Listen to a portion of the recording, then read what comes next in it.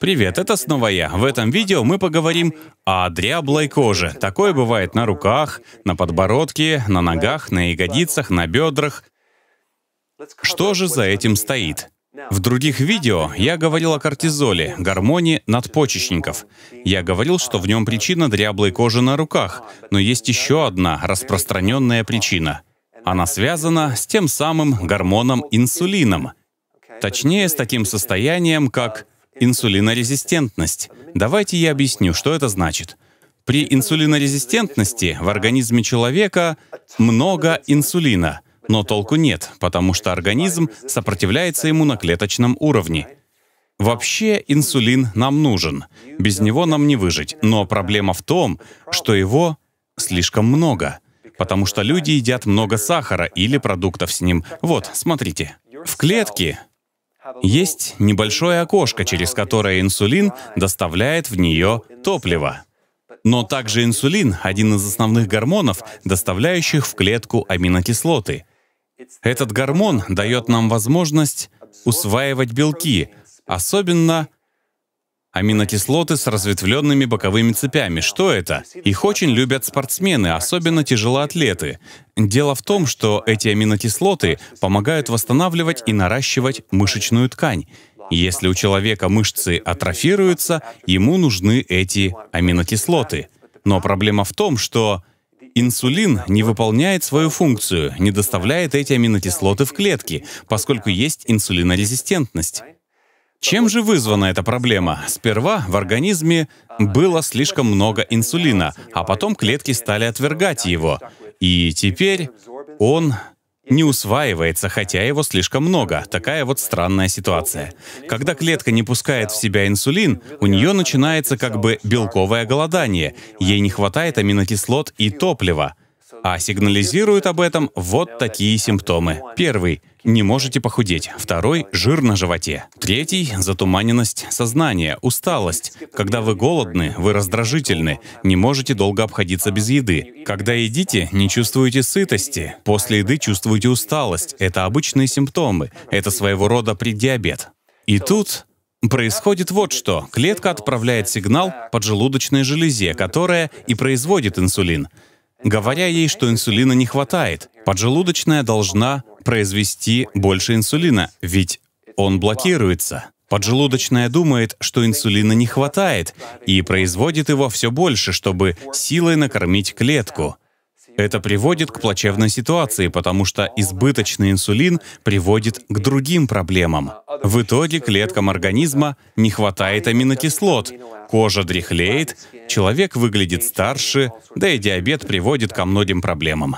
С другой стороны, жир на животе и когнитивные проблемы тоже из-за избытка инсулина. Из-за этого образуется так называемая амилоидная фибрила. Что это еще за дрянь? Амилоиды — это структуры из липких белков в мозге. Они почти всегда сопровождают болезни Альцгеймера, Паркинсона и даже старческое слабоумие.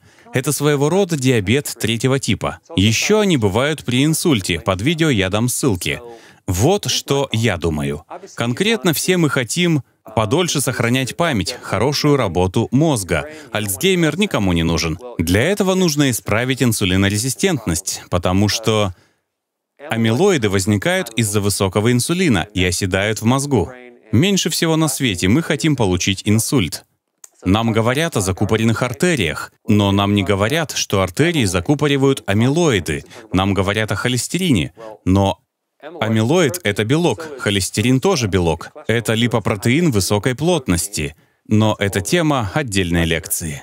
Я веду к тому, что при затуманенности сознания, проблемах с памятью и маячащим на горизонте Альцгеймером, человек понимает, что пора что-то делать, чтобы мозг начал получать нужное ему топливо и необходимые белки, чтобы мышцы могли прийти в норму, а кожа вернуть себе тонус. Давайте поговорим о том, что для этого нужно изменить в рационе. Очевидно, первым делом нужно исключить сахар. Наверняка вы уже знаете. Пустые углеводы, хлеб, макароны, крупы, печенье — все в таком духе. Во-вторых, выведите из организма алкоголь. Исключите его, перестаньте выпивать. Алкоголь тоже источник проблем. Следующий совет. Никогда и ни за что, ни в коем случае не сочетайте белки с сахаром. Это касается хлеба, всяких булочек, сдобы и подобных продуктов. От сахара в сочетании с белком инсулин подскакивает просто до небес. Очень сильный всплеск. На самом деле нельзя добавлять сахар вообще никуда. От самого сахара вреда меньше, чем от сочетания. Так что не добавляйте сахар. Инсулин подскочит, даже если добавить сахар к жирам. Нам это не нужно.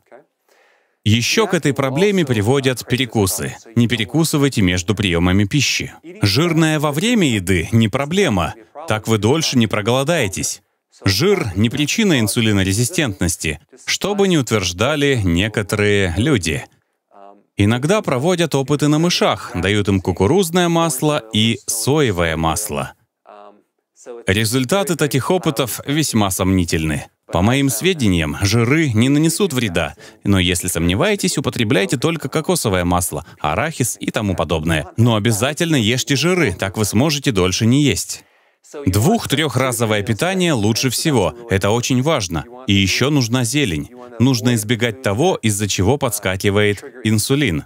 Это избыток белка, сочетание белка и сахара, сам по себе сахар и перекусы. Именно это главные злодеи. И еще кое-что. Допустим, вы любите кофе и пьете много кофе. Из-за всего этого кофеина инсулин тоже подскочит. Так что, если уж пьете кофе, пейте его понемногу утром, и все. Больше никакого кофе. По рукам? И чтобы вернуть коже тонус, нужно не есть больше белка, а разобраться в причине проблемы. Всему виной стресс или, может, кортизол. Может, отсутствие физической активности, упражнений. Так бывает, тело нужно нагружать. Очень распространенная причина — инсулинорезистентность. Я хотел просветить вас на эту тему. Пожалуйста, оставляйте комментарии под видео. И спасибо за просмотр.